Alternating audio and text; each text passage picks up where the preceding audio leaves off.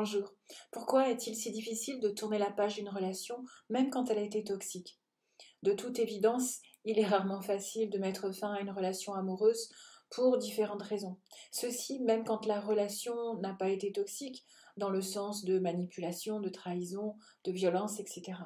Je suis Sandrine Belmont, je suis docteur en psychologie. D'abord, il reste les bons souvenirs, les souvenirs des moments forts, des moments positifs, partagés ensemble. Pour beaucoup, c'est aussi se retrouver seul, recommencer à zéro. Cela peut être vécu comme un échec personnel.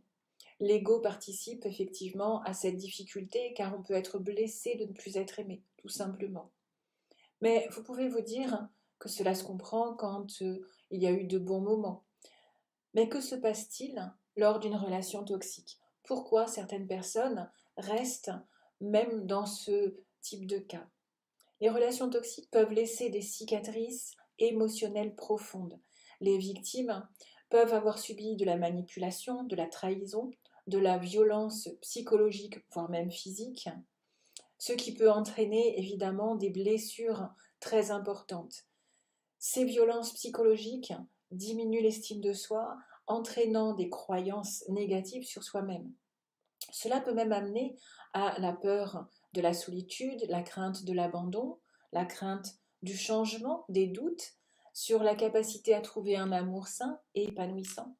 Tout cela engendre un besoin constant de plaire et de satisfaire l'autre pour se rassurer.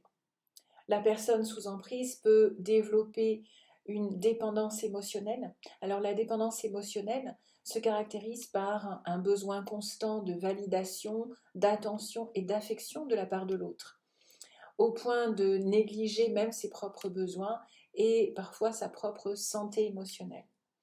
C'est d'autant plus facile au manipulateur de s'imposer si l'autre a déjà des blessures antérieures. Il peut s'agir de traumatismes passés, de faible estime de soi, de peur profonde ou même d'un modèle parental où l'affection était conditionnelle. Et finalement, il est facile d'appuyer là où ça fait mal.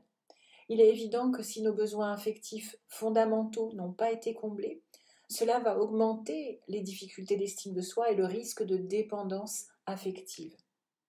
En réalité, les cycles d'attachement et de détachement peuvent vraiment créer un lien puissant de dépendance, même si la relation est malsaine. Au début de la relation, c'est tout beau, on est dans la phase de séduction, on est dans l'investissement émotionnel qui peut être profond, qui peut être mutuel. Et puis, il y a une tendance à idéaliser l'autre en focalisant sur les aspects positifs. On dit bien que l'amour est aveugle. Le cycle de détachement correspond, lui, au conflit, aux besoins d'attention, de soutien ou de tendresse qui n'est pas satisfait, qui ne sont pas satisfaits. Puis viennent les disputes et les violences verbales et ou psychologiques. Cela amène à ce qui se rapproche d'une rupture avant de revenir à la phase d'intensité et de séduction. Quelle que soit la manière dont cela se passe, cette sorte de yo-yo émotionnel dans une relation revient à faire l'élastique finalement. Il y a la séduction, la flatterie, le charme, puis succède la distance, la confusion, la critique, pour amener temporairement à l'attirance et le charme de nouveau. Et c'est cette alternance entre l'attirance et le rejet qui crée un cercle vicieux où la victime recherche constamment l'approbation et l'amour du manipulateur. Le but de la personne manipulatrice est de maintenir un contrôle sur la victime en jouant avec ses émotions, en la gardant dans un état de dépendance émotionnelle. Évidemment, ça a des conséquences catastrophiques pour l'estime de soi. Dans l'ensemble, tourner la page après une relation amoureuse, surtout si elle a été toxique, est un processus complexe qui peut nécessiter du temps et parfois même un soutien professionnel. Enfin, le sentiment de culpabilité ressenti du fait des critiques, des trahisons, peut être suffisant pour amener à penser qu'on ne mérite pas mieux et qu'il est peine perdue de changer quelque chose. Si l'autre a réussi à semer le doute en faisant croire que tout est de votre faute, eh bien cela participe à l'impossibilité de passer à autre chose.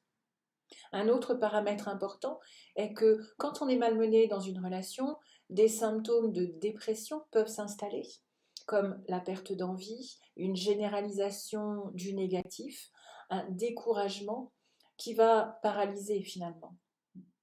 Pour conclure, Si vous vous sentez enfermé dans une relation toxique ou que vous n'arrivez pas à passer à autre chose, je vous conseille de vous faire accompagner par un psychologue qui vous aidera à vous détacher du passé. Dans une prochaine vidéo, je vous expliquerai comment guérir du passé, quel que soit le vécu qui continue de vous atteindre.